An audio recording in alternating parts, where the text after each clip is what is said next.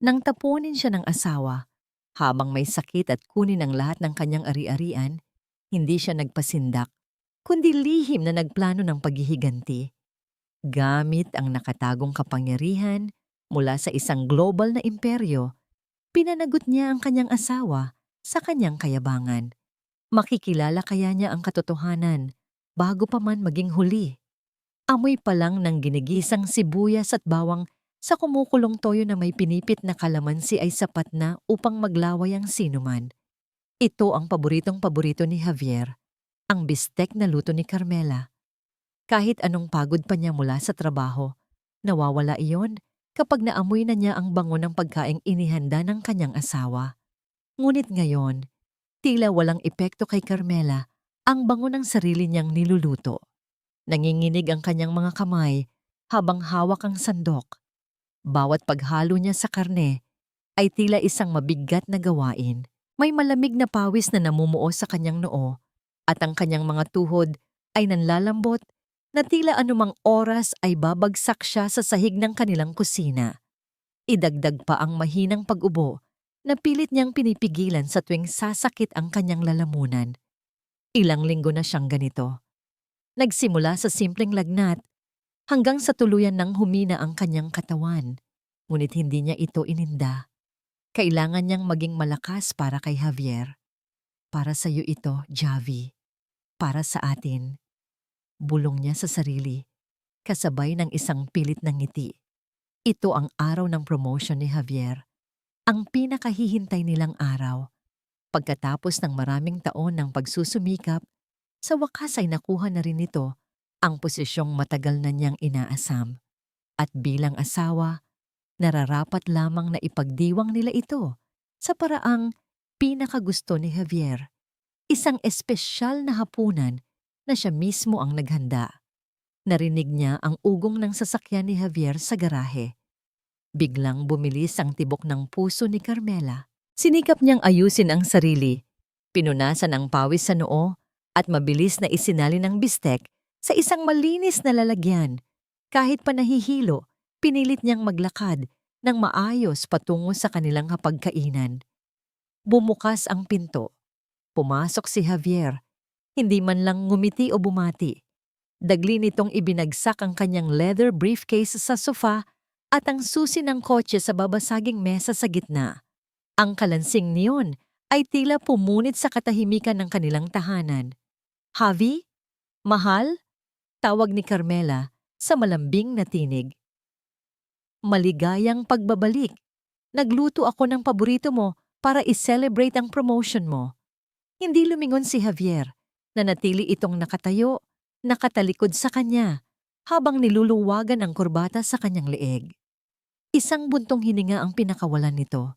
Isang tunog na hindi nagpapahiwatig ng pagod, kundi ng pagkainis. "Hindi ako gutom, Carmela." Malamig nitong sabi. Napatigil si Carmela. Pip, pero nagluto ako. Alam kong paborito mo dito." Dahan-dahang humarap si Javier. Ang mga mata nito, na dati puno ng pagmamahal sa tuwing tinitingnan siya, ay ngayoy kasing lamig ng yelo. Walang emosyon, walang pagmamahal. May kinuha ito mula sa kanyang briefcase. Isang makapal na brown envelope. Walang salitang lumapit ito sa hapagkainan at walang awang ibinagsak ang envelope sa ibabaw ng mesa. Katabi mismo ng bistek na kaluluto lang ni Carmela. "Ano to?" Nanginginig na tanong ni Carmela. Ang kanyang mga mata ay nagpapalipat-lipat mula sa mukha ni Javier patungo sa envelope. "Basahin mo," utos ni Javier. Nanginginig ang mga kamay ni Carmela habang binubuksan ang envelope. Mga papeles, mga dokumentong legal, at sa pinakaunang pahina, nakasulat sa malalaking letra ang mga salitang dumurog sa kanyang puso. Petition for annulment. Javier, anong ibig sabihin nito?" Halos pabulong niyang tanong, habang ang mga luha ay nagsisimula ng mamuo sa kanyang mga mata. Bakit? "Hindi mo pa ba naiintindihan, Carmela?" Sabi ni Javier, may bakas ng panguuyam sa kanyang boses. Tapos na tayo. Ayoko na. Ayaw mo na? Ganun na lang ba kadali iyon? Humahagulgol na si Carmela. Pagkatapos ng lahat, ang sabi mo sabay tayong mangangarap? Isang mapaklang tawa ang kumawala sa bibig ni Javier. Mangarap? Carmela, tingnan mo nga ang sarili mo. Tingnan mo ako. I'm a vice president now. May narating na ako sa buhay. At ikaw? Ano ka? Isang sakiting babae na walang ginawa kundi maging pabigat sa akin. Bawat salita ay tila isang punyal na sumasaksak ng paulit-ulit sa puso ni Carmela. Pabigat? Minahal kita, Javier. Inalagaan kita. Pag-aalaga ba yung tawag mo dyan? O pagiging hadlang sa buhay ko? Ganti ni Javier. Hindi ka na bagay sa mundo ko, Carmela. I need someone who can stand beside me, not behind me. Someone like Isabel, hindi isang babaeng nakakahiya kong ipakilala sa mga business partners ko. Isabel, ang pangalang yon. Ang sekretarya ni Javier, ang babaeng madalas nitong ikwento. Ngayon, naiintindihan na ni Carmela ang lahat. Kaya kailangan mo nang umalis sa pamamahay na to. Pagpapatuloy ni Javier, ang kanyang boses ay walang bahid ng awa. Kinuha nito ang braso ni Carmela at marahas siyang hinila patayo. Javier, wag. Parang awa mo na. Pagmamakaawa ni Carmela habang sa pilitan siyang kinakaladkad palabas ng kanilang tahanan. May sakit ako. Saan ako pupunta? Wala akong pakialam, sigaw ni Javier. Problema mo na yan. Itinulak niya si Carmela palabas ng pinto, kasabay ng biglang pagbuhos ng malakas na ulan. Bumagsak si Carmela sa basang semento. Ang mga papel ng annulment ay kinalat ni Javier sa harapan niya at ang mga ito'y unti-unting nababasa at nasisira ng ulan. Wag ka nang babalik dito. Iyon ang huling sinabi ni Javier bago nito isinara ng malakas ang pinto. Narinig pa ni Carmela ang pag-lock nito mula sa loob. Naiwan siyang mag-isa sa labas, basang-basa sa ulan, nanginginig sa ginaw at sa sakit na nararamdaman, hindi lang ng kanyang katawan, kundi ng kanyang wasak na puso. Tumingala siya sa bintana ng kanilang kwarto. Nakita niya ang anino ni Javier at maya-maya pa, ang ilaw ay pumatay. Kadiliman, iyon na lang ang natira. Ang init ng kanyang lagnat at ang lamig ng ulan ay naghahalo. Ang sakit ng kanyang katawan at ang sakit ng katotohanan ay sabay na gumugupo sa kanya. Dahan-dahan, ang kanyang mga mata ay bumigat at ang lahat ay nagsimulang maglaho. Habang unti-unti siyang nawawalan ng malay sa gitna ng walang tigil na pag-ulan, isang pares ng matitingkad na ilaw ang tumama sa kanyang mukha. Isang mamahaling itim na kotse ang huminto sa mismong tapat niya. Bumukas ang pinto nito. Ang unang nagparehistro sa kamalayan ni Carmela ay ang lambot. Isang kakaibang lambot na tila yumayakap sa buo niyang katawan. Hindi ito ang kama na sanay siyang higaan sa loob ng 5 taon. Mas malambot, mas mabango. Amoy sariwang lavender at mamahaling fabric conditioner. Pagkatapos ay ang lamig. Isang komportableng lamig mula sa aircon, hindi ang nanunuot sa butong ginaw ng ulan na huli niyang natatandaan. Dahan-dahan niyang iminulat ang kanyang mga mata. Sumalubong sa kanya ang isang kisameng mataas at puting-puti. Sa kanyang gilid, isang malaking bintanang gawa sa salamin mula sahig hanggang kisame na nagpapakita ng nagliliwanag na mga gusali ng isang syudad na hindi pa tuluyang natutulog. Hindi ito ang kanilang bahay ni Javier. Hindi rin ito isang ospital. Nasaan ako? Sinubukan niyang bumangon, ngunit isang matinding kirot sa kanyang ulo at ang panghihina ng kanyang katawan ang pumigil sa kanya. Doon niya napansin ang dextrose na nakakabit sa kanyang kamay. Huwag po muna kayong gumalaw, Ma'am Carmela. Mahina pa po kayo. Isang boses na pamilyar, kalmado at puno ng paggalang. Lumingon si Carmela. Sa pinanggalingan ng boses, isang lalaking nakatayo sa paanan ng kama, nakasuot ng isang formal na suit, matangkad, Nasa mga 40 anyos at may mga matang nagpapahiwatig ng tapat na pag-aalala. Ma Mateo? Gulat na tanong ni Carmela. Si Mateo Castillo, ang kanang kamay ng kanyang yumaong ama. Ang taong pinagkatiwalaan nito sa lahat ng bagay. Ang taong huli niyang nakita 5 taon na ang nakalipas bago niya tuluyang tinalikuran ang dati niyang buhay para kay Javier. Yumuko ng bahagya si Mateo, isang senyales ng paggalang na matagal nang hindi naranasan ni Carmela. Ako nga po, ma'am. Ligtas na po kayo. Kasunod noon ay ang pagpasok ng isang doktor at 2 nurse. Sinuri siya, tinanong tungkol sa kanyang pakiramdam, at tiniyak na stable na ang kanyang kalagayan. Severe exhaustion at mataas na lagnat, iyon ang sabi ng doktor. Ngunit makakabawi rin siya sa tamang gamot at pahinga. Pagkaalis ng medical team, muling bumalot ang katahimikan. Paano mo ako nahanap? Tanong ni Carmela habang pilit na inaalala ang mga huling sandali bago siya mawalan ng malay. Ang ulan, ang pagtulak ni Javier, ang sakit. Hindi po kami kailanman umalis sa tabi ninyo, Ma'am Karma. Mahinahong sagot ni Mateo. Iyon po ang mahigpit na bilin ng inyong ama, ang yumaong si Don Celestino. Ang bantayan kayo mula sa malayo. Ang pagbanggit sa kanyang ama ay nagdulot ng panibagong kirot sa puso ni Carmela. Naalala niya ang huling habilin nito, ang dahilan kung bakit siya napunta sa sitwasyong ito. Malapit na pong matapos ang 5 taon, ma'am. Pagpapatuloy ni Mateo, na tila nababasa ang nasa isip niya. Ang pagsubok na iniwan niya para sa inyo. Isang pagsubok para mahanap ang isang taong magmamahal sa inyo ng totoo. Nang hindi nalalaman kung sino talaga kayo, napapikit si Carmela. Ang mga salitang iyon ay tila sampal mula sa nakaraan. Ang 5 taong pagsubok, 5 taon ng pamumuhay bilang isang ordinaryong tao, malayo sa karangyaan at kapangyarihan ng kanyang pamilya. Isang pagsubok kung saan bigo siya. Si Javier ang kanyang napili at si Javier ang dumurog sa kanya. Ang mga luha ay muling bumalong sa kanyang mga mata.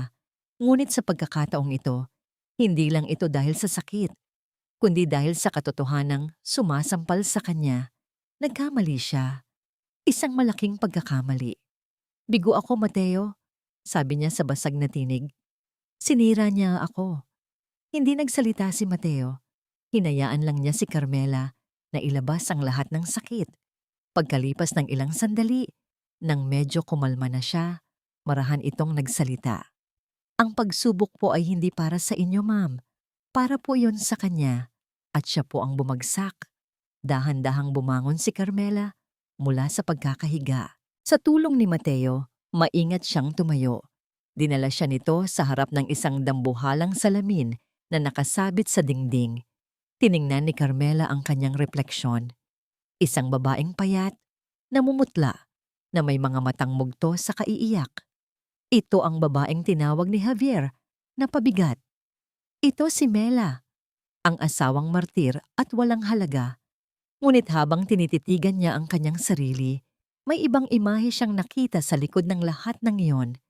Ang mga mata niya, kahit pa may bakas ng kalungkutan, nandoon pa rin ang kislap ng talino at tapang na minana niya sa kanyang ama. Ang tindig niya, kahit pa mahina, may bahid pa rin ng dignidad. Hindi ito ang katapusan niya. Humugot siya ng malalim na hininga. Pagmulat niya ng kanyang mga mata, iba na ang kislap na naroon. Ang kalungkutan ay napalitan ng isang malamig at matigas na determinasyon. Tumingin siya sa refleksyon ni Mateo sa likod niya. Oras na para bumalik, sabi ni Carmela. Ang kanyang boses ay hindi na nanginginig. Mayroon na itong bigat at autoridad. Isang bahagyang ngiti ang sumilay sa labi ni Mateo. Iyon ang babaeng kilala niya. Ang nag-iisang tagapagmana ng Celestina Holdings. Matagal na po naming hinihintay ang pagbabalik ninyo, Madam President. Lumakad si Carmela palayo sa salamin at naupo sa isang antigong silya na nakaharap sa malawak na bintana. Ang mga ilaw ng buong Makati Central Business District ay tila mga alitaptap sa kanyang paanan. Ang lahat ng ito ay pag-aari niya. Isang katotohanang pilit niyang kinalimutan sa loob ng 5 taon. Lumapit si Mateo. May dalang isang makapal na folder. Inilapag niya ito sa mesang nasa harap ni Carmela. Ito po ang lahat ng impormasyon na kailangan ninyong malaman tungkol kay Mr. Javier Santos sa kanyang posisyon at sa kumpanyang pinagtatrabahuhan niya. Paliwanag ni Mateo. Binuksan ni Carmela ang folder. Sa pinakaibabaw ng mga dokumento ay isang litrato. Isang litratong kuha, ilang oras lang ang nakalipas. Si Javier masayang masaya na may nakaakbay na babae, si Isabel. Nagtatawanan sila sa isang mamahaling restaurant. Nagtataas ng kopita ng champagne. Isang selebrasyon. Ang selebrasyon na para sana sa kanilang dalawa. Tinitigan ni Carmela ang litrato. Walang luhang pumatak. Walang emosyong mababasa sa kanyang mukha. Tila nagyelo ang kanyang puso sa sandaling iyon. Ang huling hibla ng pagmamahal na natitira para kay Javier ay tuluyan ng naputol. Dahan-dahan niyang isinara ang folder. Ang tunog ng pagsara niyon ay tila isang hatol. May 3 araw siya, Mateo, sabi ni Carmela. Ang kanyang mga mata ay nakapako sa mga ilaw ng syudad. Ang kanyang boses ay kasing lamig ng hangin sa silid. Bigyan mo siya ng 3 araw para lasapin ang langit na inaakala niyang kanya. Ang tunog ng pag-alis ng takip ng bote ng champagne ay musika sa pandinig ni Javier.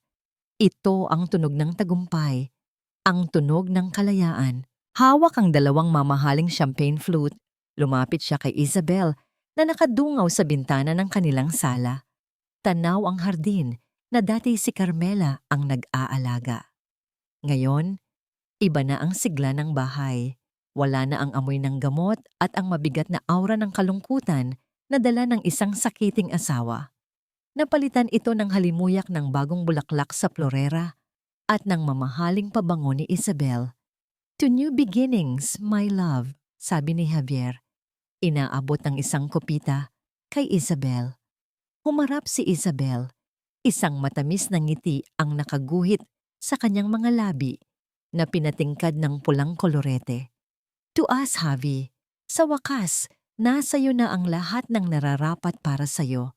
Itinagay nila ang kanilang mga kopita. Ang malamig at matamis na alak ay dumaloy sa lalamunan ni Javier. Tila binubura ang lahat ng pait ng nakaraan.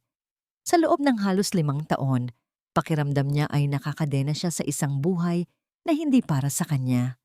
Ngayon, malaya na siya. Wala nang pabigat. Bulong ni Javier, halos sa sarili lang. Wala nang hadlang. Yumakap si Isabel sa kanyang braso. Tama ka. Ngayon, makikita na ng lahat kung sino talaga si Javier Santos, ang pinakamagaling na Vice President sa buong BGC. Napangiti si Javier. Ito ang gusto niya. Isang babaeng naniniwala sa kanyang kadakilaan.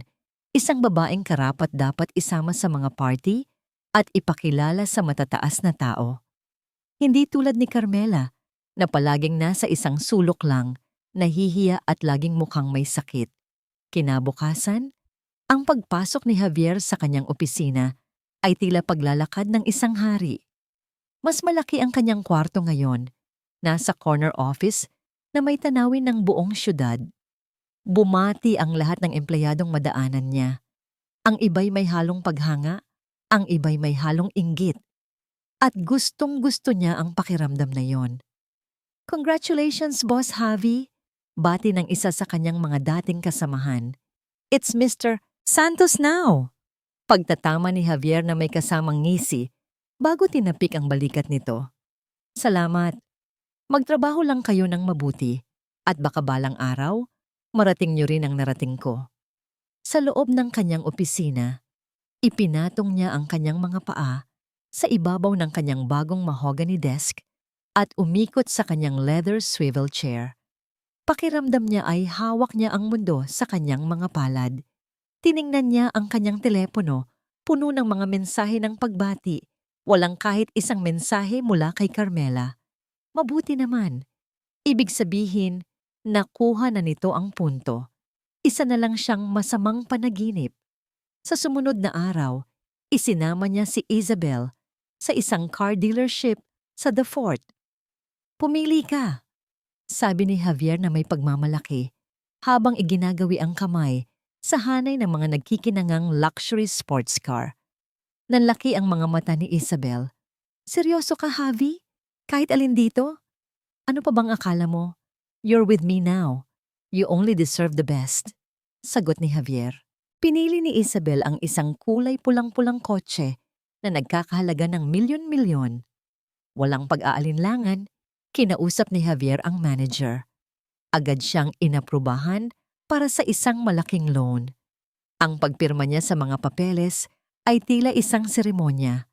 Bawat hagod ng kanyang ballpen ay isang deklarasyon ng kanyang bagong estado sa buhay. Hindi na siya ang Javier na nagbibilang ng bawat sentimo. Isa na siyang taong kayang bilhin ang lahat ng kanyang gusto.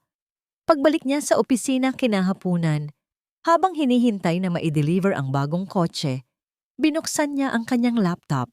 Habang tinitingnan ang mga email ng pagbati, isang partikular na email ang nakaagaw ng kanyang pansin. Galing ito sa opisina ng CEO. Subject: Urgent. Notice of Special Board Meeting. Binuksan niya ito. Isang maikling paalala na mayroong biglaang pagpupulong ang buong Board of Directors kinabukasan. Walang nakasaad na agenda. Kumunot ang noo ni Javier, ngunit agad din itong napawi. Marahil ay ito na ang formal na pag-welcome sa kanya sa board. O baka naman may malaking bonus siyang matatanggap. Ano pa ba ang maaring dahilan? Nasa tuktok na siya. Walang pwedeng maging problema. Isinara niya ang laptop nang hindi na masyadong iniisip ang tungkol dito. Ang mahalaga ay ang selebrasyon nila ni Isabel mamaya. Kinagabihan, sakay ng bago nilang sports car, binaybay nila ang kahabaan ng SLEX. Malakas ang tugtog mula sa stereo at ang hangin ay humahampas sa kanilang mga mukha. Si Isabel ay tumatawa sa kanyang tabi, kumukuha ng mga selfie. Pakiramdam ni Javier ay nasa isang pelikula siya. Ito na ang buhay na pinangarap niya. Perpekto. Habang abala siya sa pagmamaneho at pagtawa, biglang nag-vibrate ang kanyang telepono sa dashboard. Sinulyapan niya ito. Medyo nainis sa istorbo. Isang text message mula sa bangko. Nawala ang nangiti sa kanyang mga labi nang mabasa ang mensahe. "Good evening, Mr. Javier Santos. This is to inform you that your outstanding business loan with us has been fully acquired by a third-party financial entity. As per their immediate directive, full payment of the entire principal amount is required within 24 hours. Thank you." Ang opisina ni Carmela ay hindi isang simpleng kwarto lamang. Ito ang pinakapuso ng Celestina Holdings, isang malawak na espasyo sa pinakatuktok ng pinakamataas na gusali sa buong Makati. Ang isang buong dingding ay gawa sa salamin na nagbibigay ng walang kapantay na tanawin ng syudad sa ibaba. Isang syudad na tila isang laruan lamang mula sa kanyang kinatatayuan. Dito, walang bakas ni Mela, ang babaeng mahina at masakitin. Ang babaeng nakatayo ngayon sa harap ng bintanang iyon ay si Carmela Reyes, ang President at CEO. Nakasuot ng isang damit na simple pero elegante na nagpapatingkad sa kanyang kapangyarihan. Malusog na ang kanyang pangangatawan at ang dating pamumutla ay napalitan ng sigla. Ngunit ang pinakamalaking pagbabago ay nasa kanyang mga mata. Matalas, nakapokus, at may lamig na kayang magpatigil sa sinuman. Sa kanyang likuran, si Mateo Castillo ay tahimik na nakatayo. Hawak ang isang tablet. "Naisagawa na po ang unang hakbang, Madam President," ulat ni Mateo. "Ang lahat ng malalaking utang ni Mr. Santos, personal man o pangnegosyo, ay pag-aari na natin." Hindi lumingon si Carmela. Nanatili siya nang nakatingin sa syudad. Ang reaksyon niya? Ayon sa ating huling ulat, natanggap na niya ang notisya. Kasalukuyan po siyang sinusubukang tawagan ng bangko. Ngunit lahat ng linya ay ibinababa sa kanya. ayon sa inyong utos. Isang bahagyang pagtango lang ang isinagot ni Carmela. Nagpatuloy si Mateo. Ang susunod na hakbang ay ang pagkuha sa kumpanyang pinagtatrabahuhan niya. Sa kasalukuyan, hawak na po natin ang 60% ng kanilang shares na lihim nating binili sa nakalipas na 6 na buwan sa pamamagitan ng iba't ibang subsidiary companies. Isang salita nyo lang at ipapatawag na natin ang emergency board meeting para formal na ideklara ang hostile takeover. Doon na lumingon si Carmela. Humarap siya kay Mateo at sa unang pagkakataon, isang emosyon ng bahagyang gumuhit sa kanyang mukha. Hindi galit, hindi lungkot, kundi isang klase ng determinasyon na nakakatakot. Gawin mo na, sabi niya sa boses na kalmado, pero may bigat. Yumuko si Mateo. Masusunod po. Lumapit si Carmela sa kanyang malawak na mesa na gawa sa dark mahogany wood. Sa ibabaw nito, wala kang makikitang personal na gamit, maliban sa isang maliit at antigong music box. Ito ang huling regalo ng kanyang ina bago ito pumanaw. Dahan-dahan niya itong binuksan. Isang malambing at malungkot na himig ang tumugtog, ang Claire de Lune. Habang pinakikinggan ng musika, ang kanyang isip ay lumipad pabalik. Naalala niya ang mga gabing pinapatugtog niya ang music box na ito para kay Javier noong nagsisimula pa lang sila. Sabi ni Javier noon, ito raw ang pinakamagandang musika sa buong mundo. Sabi niya, habang hawak ang mga kamay ni Carmela na ang pagmamahal daw nila ay kasing ganda ng himig na yon. Kasungalingan, isang malaking kasinungalingan. Biglang tumunog ang intercom sa kanyang mesa. Boses ng kanyang sekretarya. Madam President, nasa linya po ang mga board members ng RNS Properties. Handa na po sila para sa inyong conference call. Pinindot ni Carmela ang isang buton sa intercom.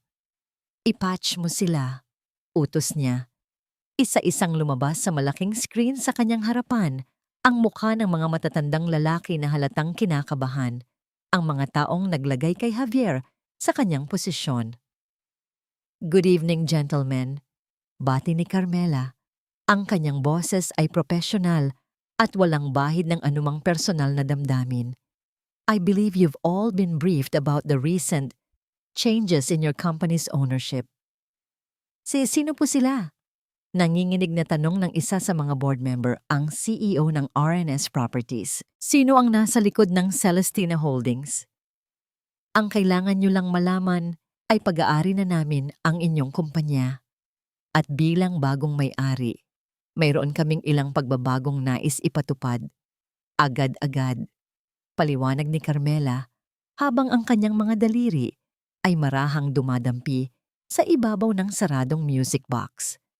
Ano pong mga pagbabago? Tumingin si Carmela diretso sa kamera na para bang tinitingnan niya ang bawat isa sa kanila sa mata. Una, lahat ng miyembro ng board ay pansamantalang sususpendihin habang isinasagawa ang isang full audit.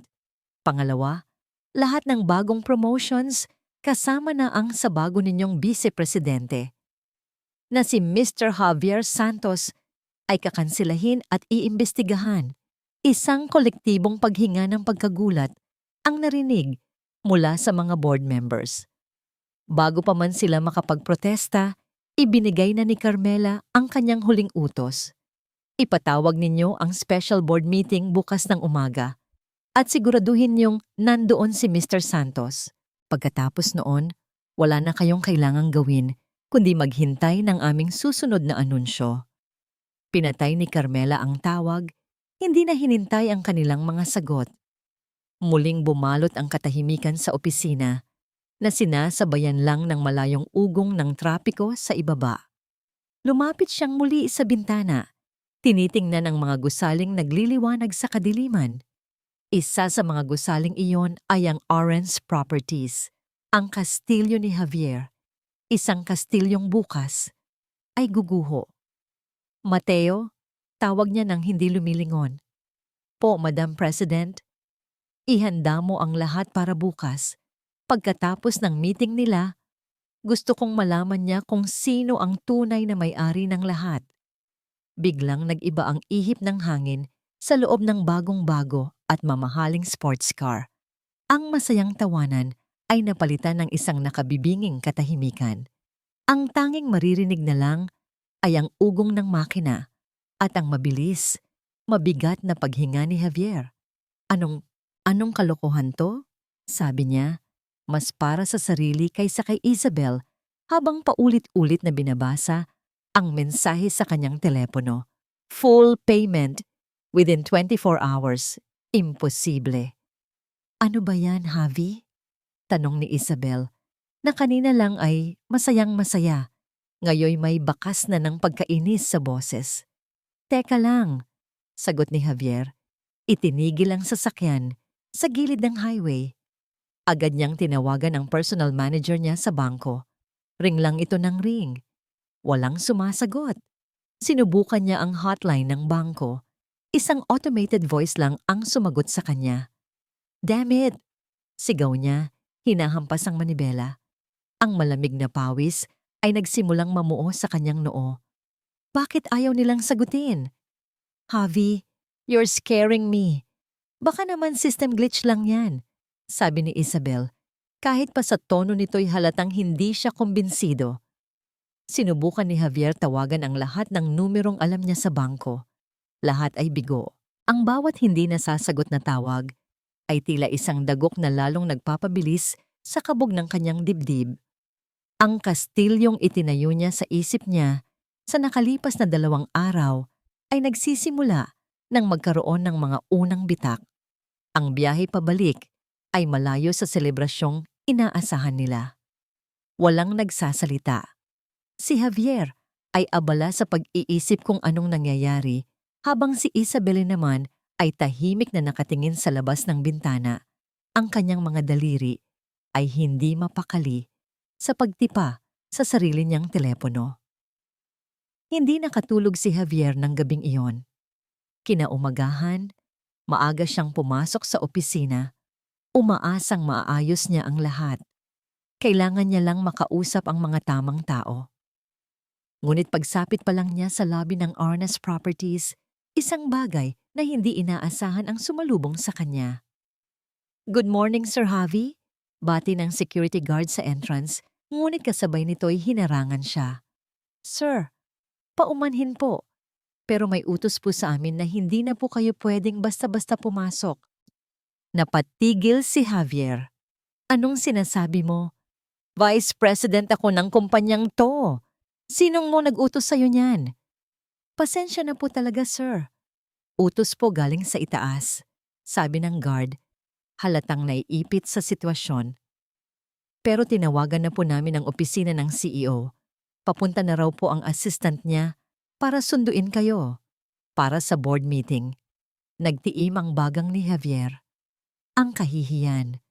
Ang mismong guard na bumabati sa kanya araw-araw ay siya pang humaharang sa kanya ngayon. Naghintay siya sa lobby habang ang mga empleyadong pumapasok ay nagbubulungan at pasimpleng sumusulyap sa kanya. Ang dating paghangang nakikita niya sa kanilang mga mata ay napalitan ng kuryosidad at awa. Pakiramdam niya ay hinuhubaran siya sa harap ng maraming tao. Pagdating sa boardroom, ang tensyon ay halos hinihiwa sa hangin. Nandoon ang buong board, mga mukhang hindi maipinta. Walang bumati sa kanya. Umupo siya sa upuang nakalaan para sa kanya, sa tabi ng CEO na si Mr. De Leon. What the hell is happening, Alfredo? Tanong ni Javier sa mahinang boses. Tumingin lang sa kanya si Mr. De Leon na may blankong ekspresyon. Magsisimula na ang meeting, Javier. Malalaman mo rin. Nagsimula ang meeting. Walang paligoy-ligoy. Nagsalita si Mr. De Leon sa isang boses na formal at walang emosyon. As of 10 p.m. last night, panimula niya, Arnas Properties has been fully acquired by a majority shareholder. In simpler terms, gentlemen, we've been bought out. Isang kolektibong bulungan ang umalingaw sa silid. Ngunit si Javier ay hindi makapagsalita. Nanlamig ang buo niyang katawan. Acquired? Effective immediately. Pagpapatuloy ng CEO. The new ownership has ordered a complete overhaul of the management. All current board members are suspended. Ito na, ang pagbagsak, ngunit hindi pa tapos. Ang pinakamasakit ay kasunod pa. At bilang bahagi ng pagbabagong ito, sabi ni Mr. De Leon na ngayon ay direktang nakatingin kay Javier, ang lahat ng kamakailang appointments ay ipinawawalang bisa. Javier, your promotion is revoked. Your employment with RNS Properties is terminated, effective immediately. Para siyang binuhusan ng isang baldeng yelo. Ano? Hindi niyo pwedeng gawin yan. Nakatali yan sa kontrata. Sigaw ni Javier na patayo. Doon nagsalita sa unang pagkakataon ang pinuno ng legal department, isang matandang abogadong palaging seryoso. I'm afraid they can, Javier. Ayon sa direktiba ng bagong may-ari, ang Celestina Holdings. Celestina Holdings? Saan niya narinig ang pangalang iyon? Hindi niya matandaan. Ang lahat ng kontratang pinirmahan sa nakalipas na buwan, kasama na ang sayo, ay isa sa ilalim sa isang masusing imbestigasyon dahil sa hinala ng anomalous and unethical corporate practices. Imbestigasyon. Ang salitang yon ay tumatak sa isip ni Javier na tila isang nagbabagang bakal. Hindi lang siya tinanggal, iniimbestigahan siya. Sinasadya ito. Mayroong mayroong nasa likod ng lahat ng ito. Security, sabi ni Mr. De Leon sa intercom. 2 guard ang pumasok at magalang ngunit marahas na lumapit kay Javier. Sir, kailangan niyo na pong sumama.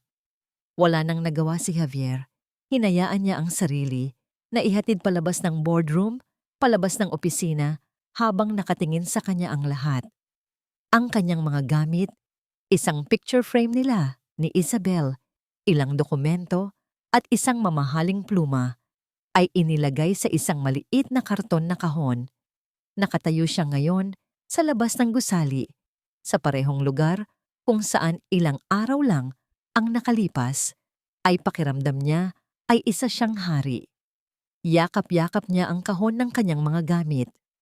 Tumingala siya sa dambuhalang logo ng RN's Properties, ang kanyang kastilyo. Ngayon, isa na lang itong paalala ng kanyang biglaang pagbagsak. Hindi ito aksidente, hindi ito malas. May gumagawa nito sa kanya. At sa unang pagkakataon, mula nang iwan niya si Carmela sa gitna ng ulan, isang tunay na takot ang gumapang sa kanyang puso. Hindi lang siya nawalan ng trabaho. May isang kaaway na hindi niya kilala ang unti-unting sumisira sa kanyang buhay. Habang si Javier ay nakatayo sa labas ng kanyang dating opisina, yakap ang kahon ng kanyang mga gamit at pilit na iniintindi ang biglaang pagbagsak ng kanyang mundo. Si Isabel Garcia naman ay kalmadong naglalagay ng lipstick sa harap ng salamin sa banyo ng kababaihan sa 20 palapag ng gusali. Tiningnan niya ang kanyang refleksyon. Perpekto. Walang bahid ng stress o pag-aalala. Sa halip may isang maliit, halos hindi mahahalata, na ngisi sa dulo ng kanyang mga labi. Ang totoo, hindi siya nagulat sa mga nangyari. Alam na niya. Alam na niya ilang linggo pa, bago pa man ma-promote si Javier. Bilang isang taong laging nakikinig sa mga usapan sa hallway at marunong bumasa ng mga galaw sa corporate world, naramdaman na niya ang paparating na bagyo. Narinig niya ang mga bulungan tungkol sa isang malaking investor na paunti-unting bumibili ng shares ng RNS. Naramdaman niya ang pagkataranta ng mga nasa itaas. At sa halip na matakot, nakakita siya ng isang oportunidad. Doon niya sinimulang paikutin si Javier Santos. Alam niyang si Javier ay mayabang, ambisyoso, at higit sa lahat, madaling mabulag sa papuri. Nakita niya kung paano nito tratuhin ang asawa nitong si Carmela, isang babaeng sa kanyang paningin ay mahina at walang kwenta. Si Javier ay isang perpektong kasangkapan, isang Trojan horse, sabi niya sa sarili. Ginamit niya ang charm niya para makuha ang tiwala nito, pinaniwala niya itong mahal niya, at hinayaan niyang isipin ni Javier na ang lahat ay dahil sa sarili nitong galing. Ngayon, habang nag-vibrate ang kanyang telepono sa loob ng kanyang mamahaling bag, alam niyang oras na para sa kabanata. Hindi niya sinagot ang sunod-sunod na tawag mula kay Javier. Sa halip binuksan niya ang isang bagong mensahe mula sa isang numerong hindi nakasave sa kanyang contacts. Nagawa na. Hintayin ang susunod na utos. Isang ngiti ang muling gumuhit sa kanyang mga labi. Naglakad siya palabas ng banyo, puno ng kumpiyansa at dumiretso sa elevator. Ngunit hindi siya bumaba. Pindot niya ang pindutan papunta sa pinakamataas na palapag, ang dating executive floor. Habang umaakyat ang elevator, naalala niya ang isang maikling pag-uusap. Ilang linggo bago ang lahat ng ito, isang lalaking nakasuit ang tahimik na lumapit sa kanya sa isang coffee shop. Nagpakilala ito bilang isang representative ng isang kumpanyang interesadong maglinis sa RNS Properties. Alam namin kung ano ang mga nalalaman mo, Miss Garcia, sabi ng lalaki. Alam namin ang mga anomalya sa mga proyekto ni Mr. De Leon, ang mga kickback na tinatanggap ng ilang board members, at alam naming alam mo kung paano si Javier Santos nakuha ang kanyang promosyon. Hindi na tinag si Isabel. Ano ang gusto nyo? Tanong din niya. Diretsahan. Kooperasyon, sagot ng lalaki. Ibigay mo sa amin ang lahat ng ebidensya na meron ka. Bilang kapalit, kapag kami na ang may-ari, sisiguraduhin naming hindi ka lang mananatili. Aangat ka pa. At iyon na nga ang nangyari. Ang representative na yon ay walang iba, kundi si Mateo Castillo, ang pinuno ng security at operations ng Celestina Holdings. Isang linggo bago pa man matanggal si Javier, naibigay na ni Isabel ang lahat ng kailangan nila. Mga kopya ng email, mga recording ng usapan, lahat ng kalat na itinatago ng RNS. Pagbukas ng elevator, sumalubong sa kanya ang isang babaeng hindi niya kilala. Miss Garcia, hinihintay na po kayo sa conference room. Pumasok siya sa conference room kung saan ilang minuto lang ang nakalipas ay dinurog ang mundo ni Javier.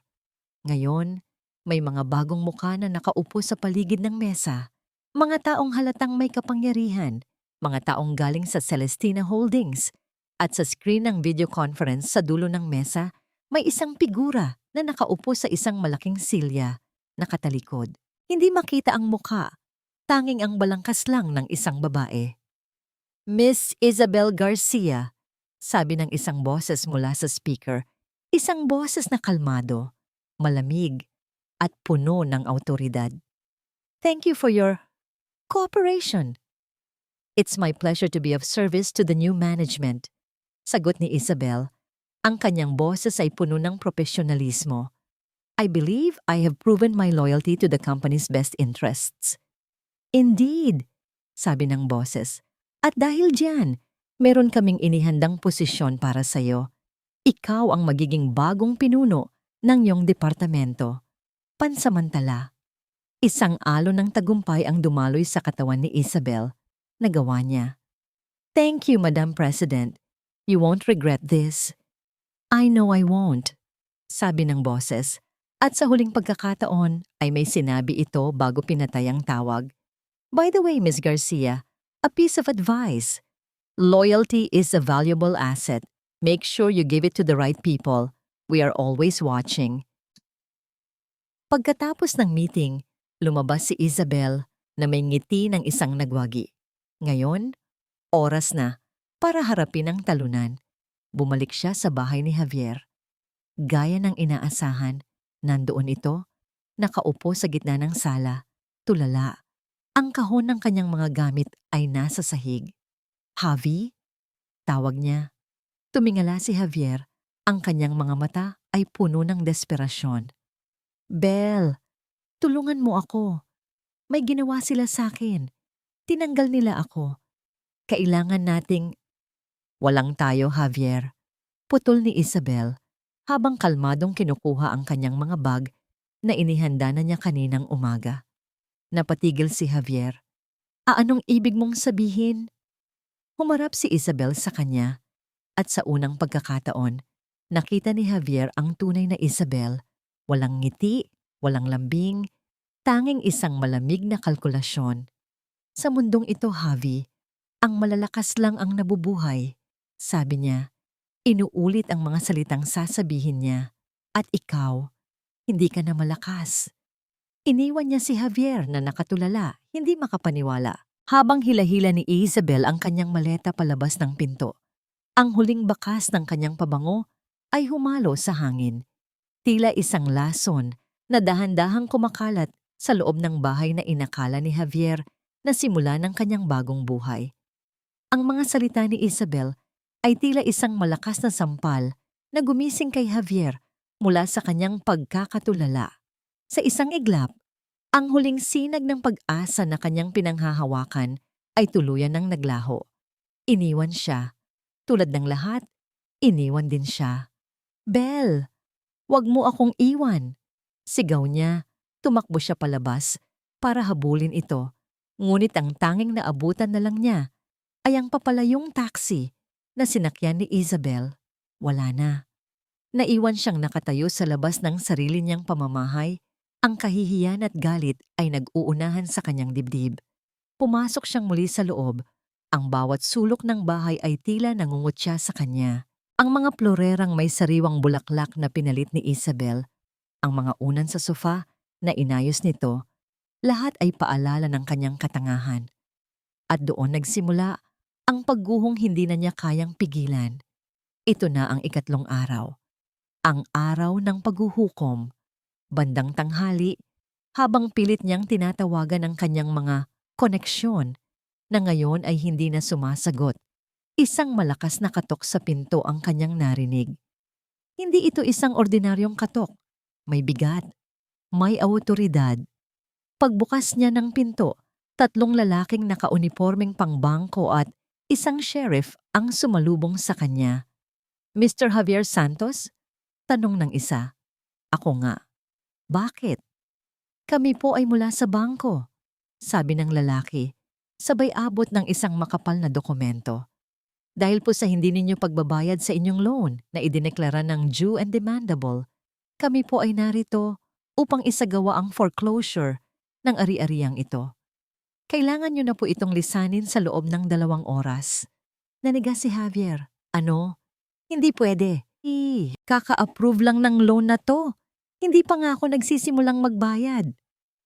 "Nasa kamay na po ng bagong may-ari ng inyong utang ang desisyon, Mr. Santos. At ang desisyon nila ay bawiin ang lahat. Kasama na po rito ang bahay at ang 2 kotse sa inyong garahe." Habang nagsasalita ang lalaki, nagsimula ng magdikit ng foreclosed notice ang mga kasama nito sa kanyang gate at pinto.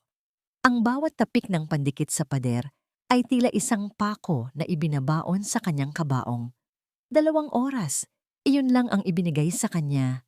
Nagmamadali, kinuha niya ang ilang mahahalagang damit at isinili-sinilid sa isang bag, kasama ang kahon ng kanyang mga gamit mula sa opisina. Wala na siyang ibang maisip na kunin. Ang lahat ng gamit sa bahay, ang mamahaling sofa, ang malaking TV, ang kama, kung saan sila natulog ni Isabel, lahat ay pag-aari na ng bangko o kung sino mang nasa likod nito. Paglabas niya ng bahay, hila-hila ang kanyang maliit na maleta. Naroon na ang isang tow truck, handa nang kunin ang sports car na ilang araw pa lang niyang nagagamit. Ang simbolo ng kanyang tagumpay, ngayon ay hinihila palayo. Isang testamento ng kanyang kabiguan. Walang mapuntahan, nagpunta siya sa pinakamalapit na ATM. Kailangan niya ng pera, ngunit pagpasok niya ng kanyang card, isang mensahe ang lumabas sa screen. "Card is temporarily blocked. Please contact your bank." Sinubukan niya ang isa pa niyang card, ganoon din ang lumabas. Sinubukan niya ang kanyang credit card. Transaction declined. Lahat ng kanyang account ay naka-freeze. Para siyang binuhusan ng kumukulong tubig. Paano nangyari ito? Sino ang may kapangyarihang gawin ang lahat ng ito nang sabay-sabay? Gabi na. Naglalakad si Javier sa mga pamilyar na kalsada ng Bonifacio Global City. Ngunit ngayon, ang mga nagtataasang gusali na dati nagbibigay sa kanya ng inspirasyon ay tila mga dambuhalang halimaw na nakatingin sa kanya nang huhusga. Umupo siya sa isang bench, pagod, gutom, at walang pera. Ang kanyang mamahaling suit ay gusot na. Ang kanyang buhok ay magulo. Ang dating vice president ay isa na ngayong pulubi sa lansangan. Doon, sa gitna ng kanyang desperasyon, naalala niya si Carmela. Naalala niya ang mga panahong wala pa siyang wala. Noong nag-uumpisa pa lang siya, si Carmela ang nasa tabi niya. Si Carmela ang nagluluto para sa kanya, nag-aasikaso sa kanya kapag may sakit siya, at naniniwala sa kanya kahit walang-wala pa siyang maipagmamalaki. Ang babaeng itinaboy niya, ang babaeng tinawag niyang pabigat. Isang matinding pagsisisi ang bumalot sa kanya. Mas masakit pa sa pagkawala ng kanyang pera at posisyon. Paano niya nagawa iyon? Paano siya naging ganoong klaseng tao? Ang paghahangad niya sa kapangyarihan at karangyaan ay ang mismong nagdala sa kanya sa kumunoy na ito. Nakatulala lang siya sa kawalan. Ang mga ilaw ng syudad ay lumalabo dahil sa mga luhang namumuo sa kanyang mga mata. Maya-maya, isang lalaking nakauniforme ng courier ang lumapit sa kanya. "Kayo po ba si Mr. Javier Santos?" Magalang na tanong ng lalaki. Tumingin lang si Javier, walang ganang sumagot. "May nagpapabigay po sa inyo nito," sabi ng courier. Inaabot ang isang mamahalin at matigas na sobre. Kulay itim ito at sa gitna ay may nakaukit na logo ng 2 letrang magkapatong, C at H. Nanginginig ang mga kamay ni Javier habang kinukuha ang sobre. Binuksan niya ito. Sa loob, isang makapal na card ang kanyang nakita. "You are summoned to a meeting at the Celestina Holdings Tower, 1 on first floor, tomorrow morning at 9 o'clock a.m. sharp to discuss the final turnover of your remaining assets. And your presence is not a request, but a requirement." Celestina Holdings, ang pangalang muling bumabalik. Ito na. Bukas. Bukas niya malalaman kung sino ang demonyong sumira sa kanyang buhay. Ang gabi ay hindi kailanman naging ganoon kahaba at kalamig para kay Javier. Walang matuluyan, walang mapuntahan. Ang tanging kasama niya ay ang katahimikan ng syudad na unti-unti nang namamatay at ang mga multo ng kanyang nakaraan na isa-isang nagbabalik upang dalawin siya. Nagpalakad-lakad siya sa mga kalye, walang tiyak na direksyon. Ang bawat magarang restaurant na kanyang madaanan ay nagpapaalala sa kanya ng mga selebrasyon nila ni Isabel. Ang bawat mamahaling sasakyan na dumaraan ay tila isang pangungutya sa nawala niyang sports car. Ang bawat masayang pamilya na kanyang makita ay sumasampal sa kanya ng katotohanang sinira niya ang sarili niyang pamilya. Naupo siya sa loob ng isang maliit at bukas 24 oras na karinderya. Umorder siya ng kape, ang tanging kaya ng natitirang barya sa kanyang bulsa. Ang dating lalaking umiinom ng pinakamamahaling alak ay ngayon nagtitiyaga sa isang basong kapeng barako. Habang nakatingin sa kawalan, ang kanyang isip ay hindi mapigilang bumalik sa simula. Naalala niya ang araw na una niyang makilala si Carmela sa isang art exhibit. Simple lang ang ayos nito, walang alahas, walang kolorete. Ngunit mayroon itong isang nangiti na kayang magpaliwanag sa buong silid. Siya, isang batang empleyado na puno ng pangarap at ambisyon, ay agad na nabighani. Niligawan niya ito at sa bawat araw na magkasama sila, mas lalo siyang nahuhulog.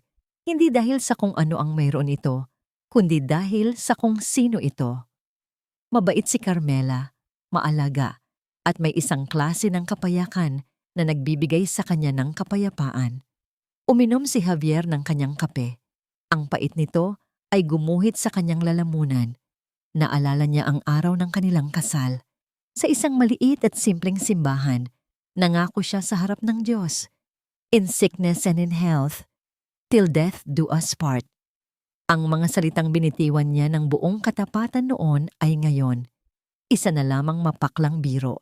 Dahil sa unang pagkakataon na nagkasakit si Carmela, sa unang pagkakataon na naging pabigat ito, siya mismo ang unang sumuko. Isang imahe ang biglang pumasok sa kanyang isipan. Isang gabi, 2 taon na ang nakalipas, mataas ang kanyang lagnat dahil sa trangkaso. Hindi siya iniwan ni Carmela. Buong gabi itong nagbabantay sa kanya. Pinupunasan siya ng maligamgam na tubig, pinapainom ng gamot, at kinakantahan siya hanggang sa makatulog. Ang pag-aalagang iyon ang pag-aalagang hindi niya kailanman na ibigay pabalik. Sa halip, itinulak niya ito palabas sa gitna ng ulan. Ang pagsisisi ay tila isang asido na unti-unting tumutunaw sa kanyang puso. Kinuha niya ang kanyang telepono. Sa huling lakas ng baterya nito, sinubukan niyang hanapin ang pangalan ng kumpanyang nagpatawag sa kanya. Celestina Holdings. Lumabas ang mga resulta. Isa sa pinakamalaki at pinakamakapangyarihang conglomerate sa buong Asya. May-ari ng mga bangko, real estate, telecommunications, at marami pang iba. Ang RNS Properties ay isa lamang maliit na isda kumpara dito. Ngunit ang pinakanakakagulat ay ang impormasyon tungkol sa may-ari nito. Celestina Holdings is notoriously private. The identity of its president and CEO is one of the most well-guarded secrets in the corporate world. Walang pangalan, walang litrato, tanging mga haka-haka. Isang makapangyarihang nilalang na nagpapatakbo ng isang imperyo mula sa anino. Sino ang taong ito? Sino ang kaaway na may ganito kalaking galit sa kanya para gawin ang lahat ng ito? Ano ang nagawa niyang kasalanan na karapat-dapat sa ganitong klase ng parusa? Pinilit niyang alalahanin ang lahat ng taong nakaaway niya, lahat ng transaksyon na ginawa niya. Ngunit wala. Wala siyang maisip na sino mang may ganitong kapangyarihan. Ang gabi ay lumalim at ang araw ay muling sumikat. Hindi na malaya ni Javier ang oras. Ang natitira na lang sa kanya ay ang imbitasyon at ang takot sa kung ano ang naghihintay sa kanya. Naglakad siya patungo sa direksyon ng Makati. Bawat hakbang ay tila 1 milya ang bigat, pagod, marumi, at gutom. Ang dating anyo ng isang matagumpay na vice president ay tuluyan ng naglaho. Ang natira na lang ay si Javier Santos, isang lalaking hinubaran ng lahat. Sa wakas, narating niya ang kanyang destinasyon. Tumayo siya sa harap ng isang toreng gawa sa salamin at bakal na tila umabot hanggang sa kalangitan.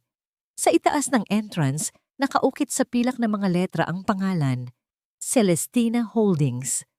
Ang gusali ay tila isang dambuhalang manghuhukom na naghihintay sa kanya. Para siya ng isang langgam na nakatingala sa isang higante. Huminga siya ng malalim. Ang hangin ay tila hindi sapat. Inayos niya ang gusot niyang damit, sinuklay ang buhok gamit ang kanyang mga daliri, at pilit na nag-ipon ng natitirang dignidad sa kanyang pagkatao. Wala nang atrasan. Oras na para harapin ang taong nasa likod ng kanyang pagguho. Pumasok siya sa loob ng tore. Sa ika-101 na palapag ng Celestina Holdings Tower, ang katahimikan ay may ibang kahulugan. Hindi ito ang katahimikan ng kawalan, kundi ang katahimikan ng kapangyarihan. Isang kapayapaang nagmumula sa kaalamang kontrolado mo ang lahat. Nakatayo si Carmela sa harap ng kanyang walk-in closet.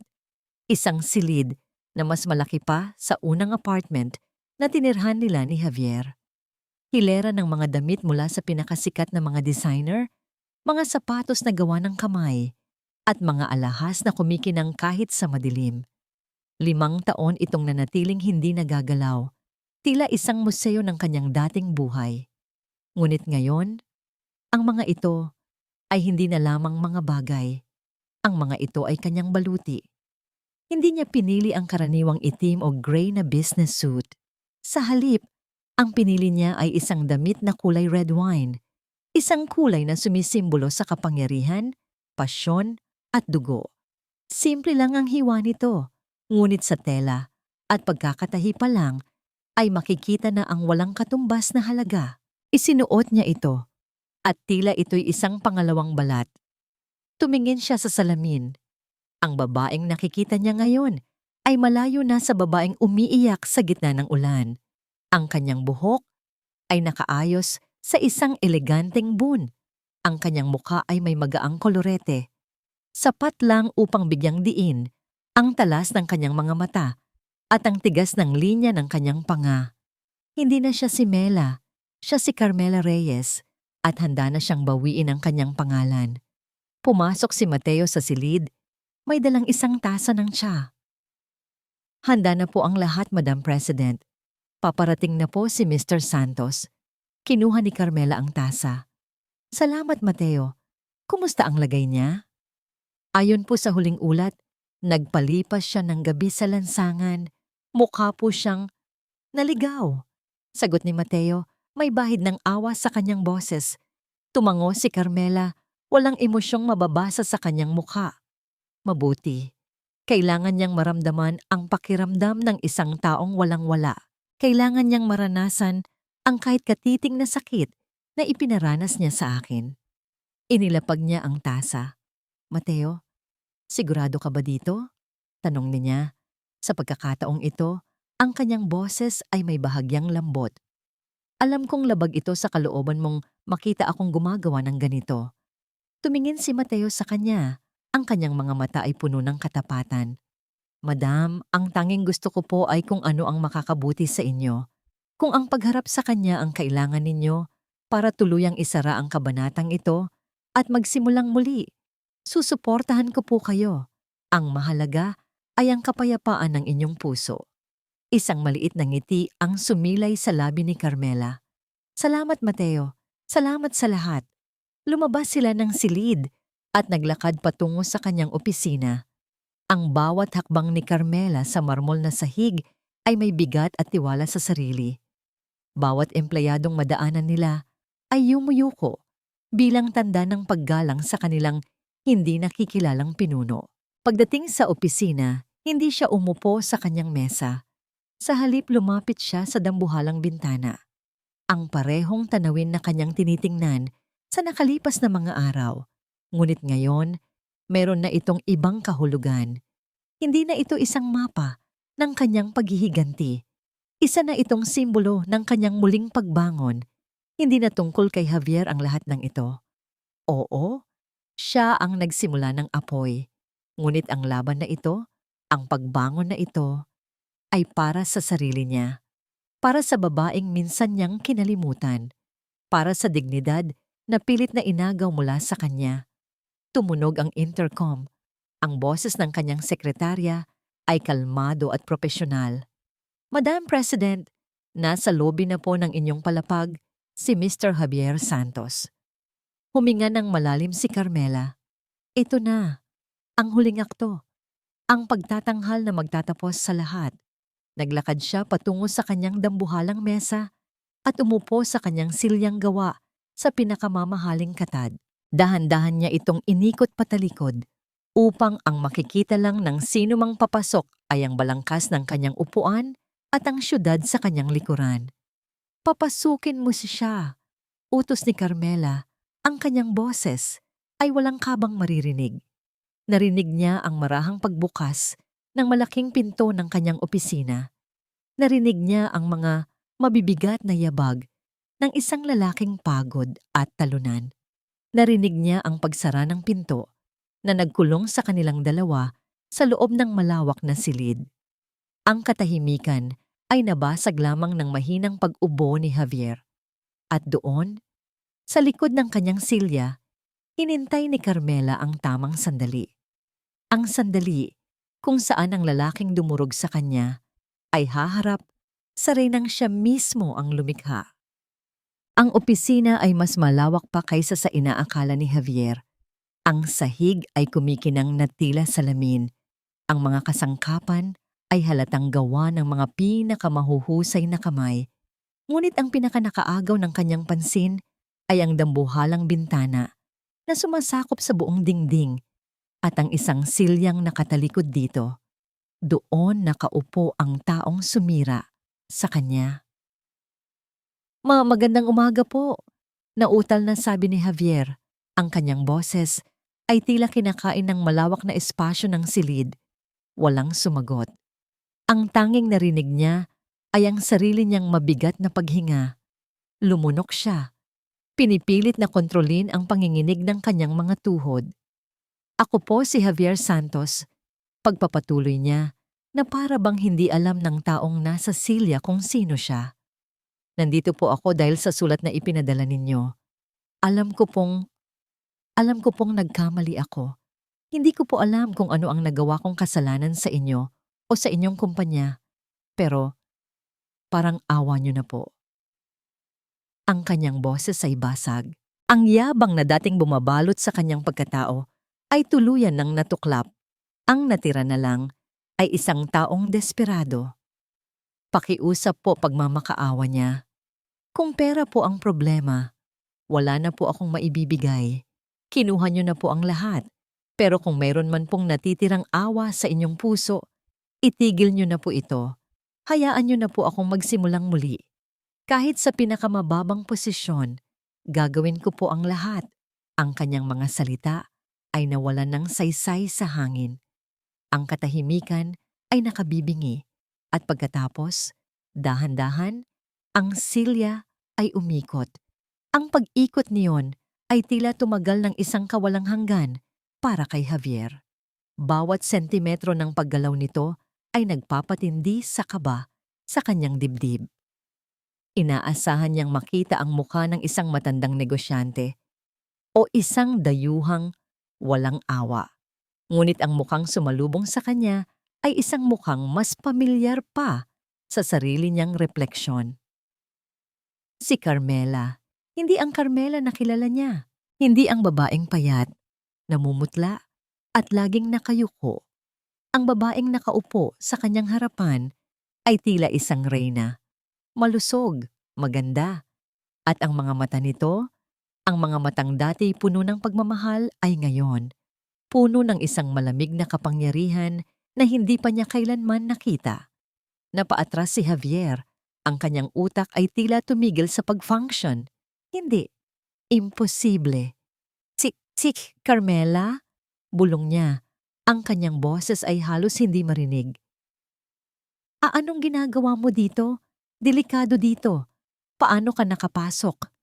Isang bahagyang ngiti, walang bahid ng saya, ang gumuhit sa mga labi ni Carmela.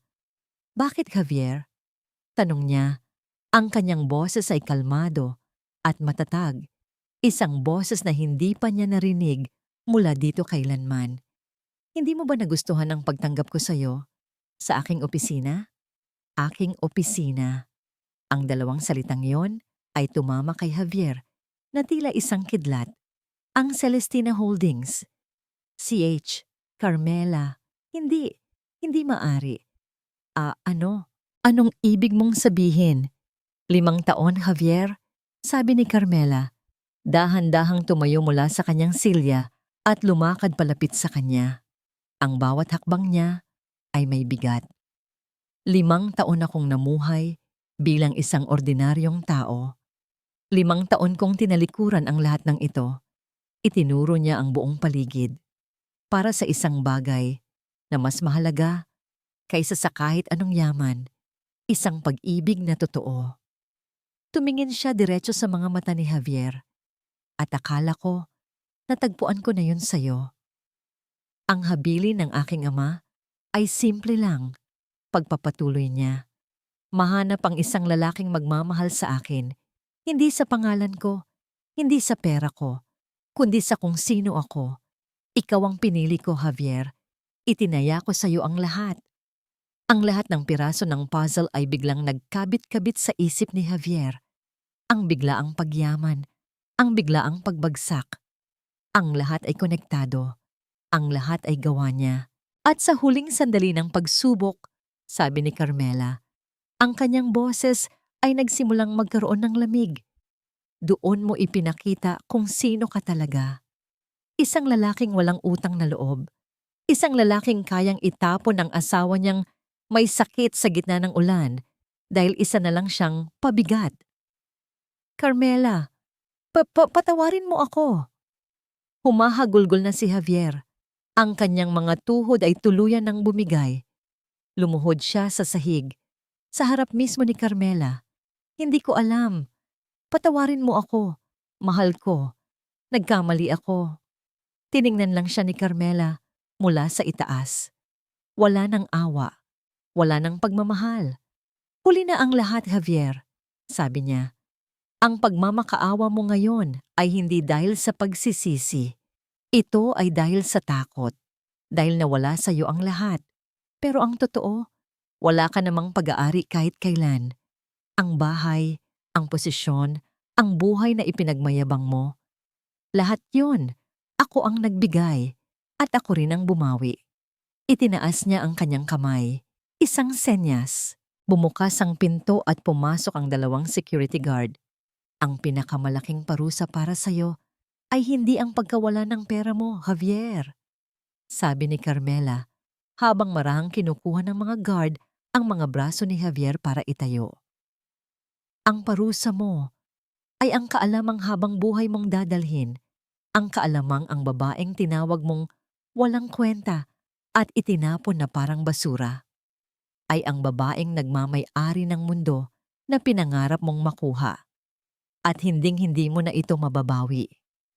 Kinaladkad ng mga guard si Javier palabas ng opisina.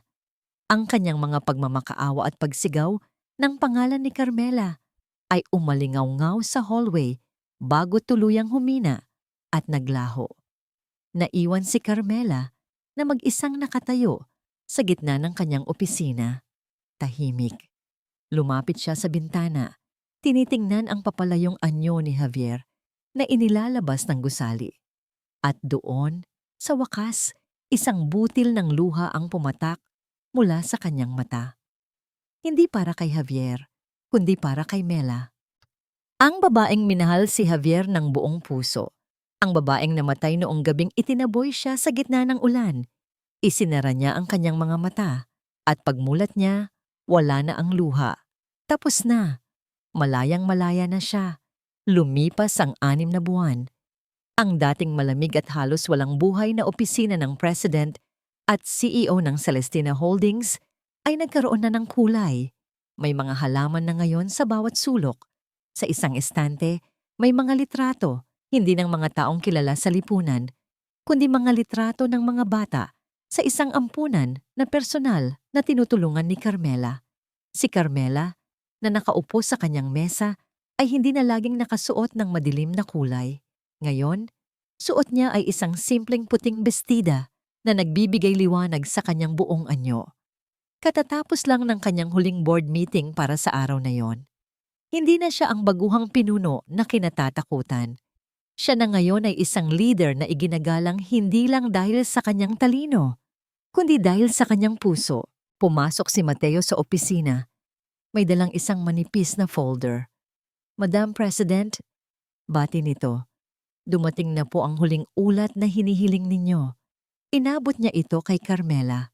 Binuksan ito ni Carmela. Sa loob ay may isang litrato at isang maikling ulat. Ang litrato ay kuha mula sa malayo. Isang lalaki, mas payat na ngayon at may balbas, na nagbubuhat ng mga sako ng bigas sa isang maliit na tindahan sa isang probinsya sa Visayas. Si Javier. Ayon sa ulat, pagkatapos ng nangyari, nilamon ng kahihiyan si Javier. Umuwi siya sa kanilang probinsya, namumuhay ng simple at nagtatrabaho bilang isang kargador. Sinubukan daw nitong mag-apply sa mga kumpanya doon, ngunit dahil sa anomalous records na iniwan niya sa RNS Properties, walang sino mang tumanggap sa kanya. Tinitigan ni Carmela ang litrato. Ilang sandali siyang natahimik. Hinanap niya sa kanyang puso ang anumang bakas ng galit o kasiyahan sa sinapit ni Javier. Ngunit wala. Wala siyang maramdaman, kundi isang blangkong kapayapaan. Hindi na siya bahagi ng buhay ni Carmela. Isa na lamang siyang alaala, isang masakit na aral. Salamat, Mateo, sabi ni Carmela. Isinasara ang folder. Ito na ang huli. Huwag na nating alamin pa ang anumang tungkol sa kanya. Masusunod po, sagot ni Mateo. At may idinagdag, nakahanda na po pala ang sasakyan. Naghihintay na po sa inyo ang mga bata. Isang tunay at matamis na ngiti ang sumilay sa labi ni Carmela. Sige, salamat. Susunod na ako. Pagkaalis ni Mateo, kinuha ni Carmela ang kanyang bag at lumabas ng opisina. Pero hindi siya sa pribadong elevator ng CEO sumakay. Dumiretso siya sa pampublikong elevator, kung saan kasabay niya ang mga ordinaryong empleyado. Nginitian niya ang mga ito at ngumiti rin sila pabalik. Pagbaba niya, dumiretso siya hindi sa isang mamahaling kotse, kundi sa isang simpleng van. Pagbukas ng pinto, isang masayang sigawan ng mga bata ang sumalubong sa kanya. Tita Mela. Nandyan na si Tita Mela. Ito ang kanyang bagong simula. Itinatag niya ang Celestina's Haven, isang foundation na ipinangalan sa kanyang ina na tumutulong sa mga kababaihan at mga batang biktima ng pang-aabuso. Dito niya ibinubuhos ang kanyang oras at yaman. Ang bawat tawa at yakap ng mga batang ito ay ang lunas na unti-unting humihilom sa mga sugat ng kanyang nakaraan. Dinala nila ang mga bata sa isang beach resort na pag-aari ng Celestina. Habang nagtatakbuhan at naglalaro ang mga bata sa dalampasigan, naupo si Carmela sa buhanginan. Pinapanood ang paglubog ng araw. Lumapit sa kanya si Mateo. Masaya po ako na makita kayong masaya, ma'am. Tumingin si Carmela sa kanya. Salamat, Mateo. Kung hindi dahil sa'yo, hindi ko to magagawa. Kayo po ang gumawa ng lahat ng ito, ma'am. Pinili niyo pong gamitin ang sakit para maging lakas. At ang lakas na yon ay ginagamit niyo ngayon para tulungan ang iba. Tumingin muli si Carmela sa papalubog na araw. Ang kulay kahel na liwanag nito ay tila yumayakap sa buong karagatan. Ito ang kapayapaan. Ito ang tunay na tagumpay. Ang tunay na lakas ay hindi pala sa paghihiganti. Hindi sa pagpapabagsak sa taong nanakit sa'yo. Ang tunay na lakas ay nasa pagpapatawad, hindi para sa kanila, kundi para sa sarili mo. At sa pagbangon mula sa abo, hindi para patunayan sa mundo na kaya mo, kundi para patunayan sa sarili mo na karapat-dapat kang maging masaya muli. Huminga siya ng malalim, nilalasap ang sariwang hangin ng dagat. Malaya na siya. Hindi lang mula kay Javier, kundi mula sa galit na minsan ay halos kumain sa kanyang pagkatao. Ang kwento ni Carmela ay hindi nagtatapos sa pag-ibig na nawala. Nagtatapos ito sa pag-ibig na kanyang natagpuan, ang pag-ibig para sa kanyang sarili. At sa bagong simula na ito, ang bawat paglubog ng araw ay hindi na isang paalala ng kadiliman, kundi isang pangako ng isang mas magandang umaga. Ang kwento ni Carmela ay isang matibay na patunay na ang katarungan ay palaging maghahanap ng daan upang magtagumpay. Matapos ang lahat ng sakit at pagtataksil, hindi lamang niya nakuha ang kapangyarihan, kundi ginamit ito upang magdala ng positibong pagbabago sa komunidad. Ang masasamang tao ay laging kailangang managot, habang ang mabubuti ay makakamtan ang nararapat na gantimpala. Naniniwala ba kayo na ang katarungan ay palaging nagwawagi? Kahit pa dumaan tayo sa maraming pagsubok? Ano ang palagay ninyo sa paraan kung paano ginamit ni Carmela ang kanyang kapangyarihan? Ibahagi ang inyong mga opinyon sa ibaba ng video. Tuwang-tuwa akong marinig ang inyong mga saloobin at maraming salamat sa pagsubaybay sa kwentong ito. Naway maging maganda ang inyong araw at magkita-kita tayo sa susunod na kwento.